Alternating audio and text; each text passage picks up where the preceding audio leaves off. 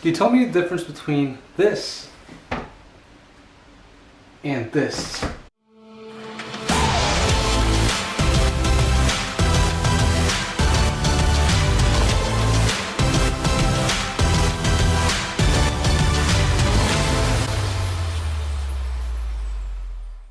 Hey, welcome to Practice Wing Chun, where we discuss Wing Chun and answering training related questions. My name is Edgar, and this is episode 55, double fives, of Practice Wing Chun.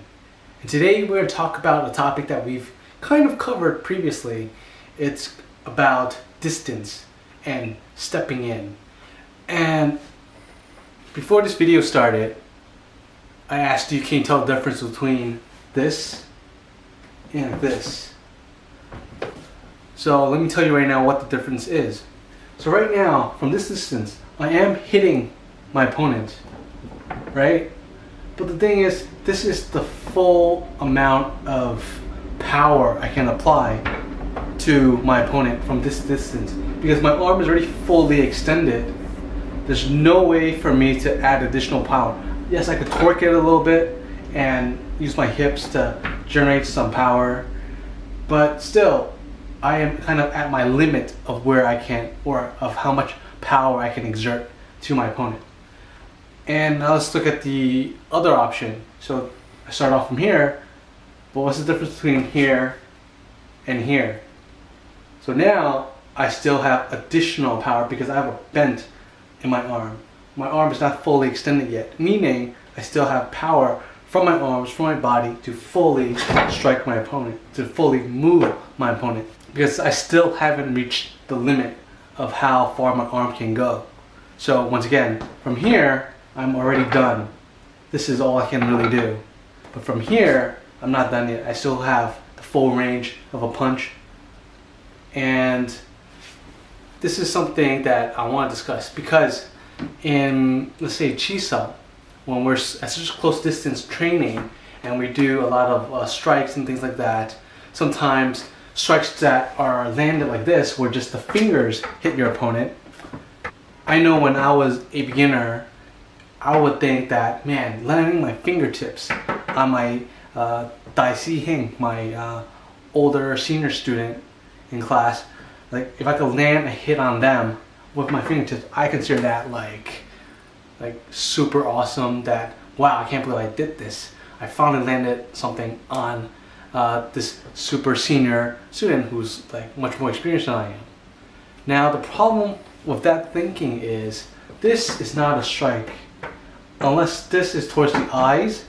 If this is just on the body, this doesn't mean anything, because first off, my arms are fully extended. I have no power to really do anything to my opponent. Now if I landed a strike my palm on them and I still have plenty of space, it means wherever I do here, I can hit them to the neck, to the face, PG to the eyes, and everything. I have options when I'm here. But from this distance, I don't have anything really.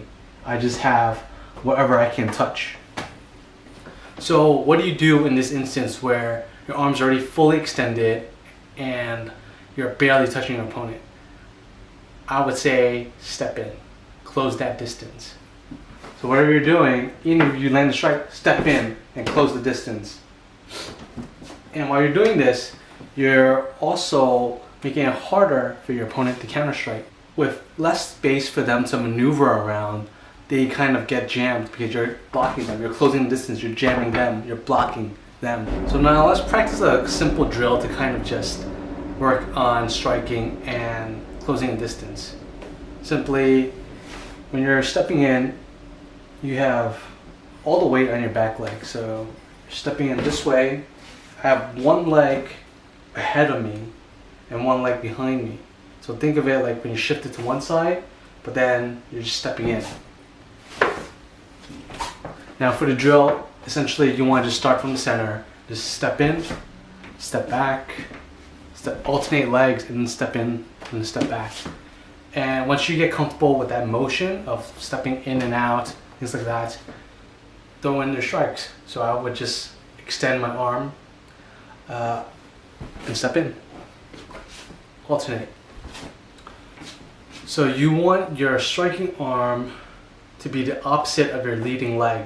So let's see, if you're leading with your left leg, with your right leg behind you, you're striking with your right arm, because the power is coming from your back leg, which is something my Sifu always says. That if you're striking, 80% of the time, the power is generated from your back leg.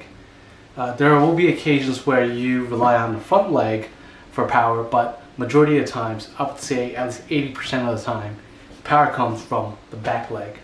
So left leg forward, step in, strike. Now go back to center, and then now let's alternate the sides. So now right leg leads, left leg is the back leg. Now I strike the left side. And you just kind of keep going and doing this. And it doesn't have to be an open hand strike. It could just be like a punch, a punch, a punch, and so forth. But you kind of get the idea. You just kind of get used to stepping in. Alright, so why don't you give these drills a try? And if you're already stepping in and closing the distance already, how are you doing it? How did you learn it? And do you think it's effective for you? Let me know in the comments. So until next time, keep training. Oh, before I go, I just wanted to give you an update on my current progress of the 30-day challenge. And sad news, yesterday I missed my practice time. I was ready, I had it scheduled out, but then something came up last minute, and after that was done, I just totally forgot about practice. And this morning, when I opened my phone, I realized I missed yesterday. I just felt so bad. I was currently on a 12-day streak. Previously, I was on my longest streak was 21 days of practicing every day Wing Chun. But something personal happened that ended that streak. And then yesterday ended my second time that I was trying to do this, and I ended at 12 days. So today is day 1 again. So if you're not familiar with the 30-day practice Wing Chun challenge, I'm going to link it to you in the comments or in the description below. And maybe if you want to join me on this, let me know. I keep track of everything on my phone. I use an app called Productive on iOS, and it's just kind of like a to-do list, and it keeps track of how many days you've been doing it, so what your streak is. So let's say if I'm doing it 3 days in a row, I'm gonna have a 3-day streak. Yesterday I ended my 12-day streak because I forgot to practice.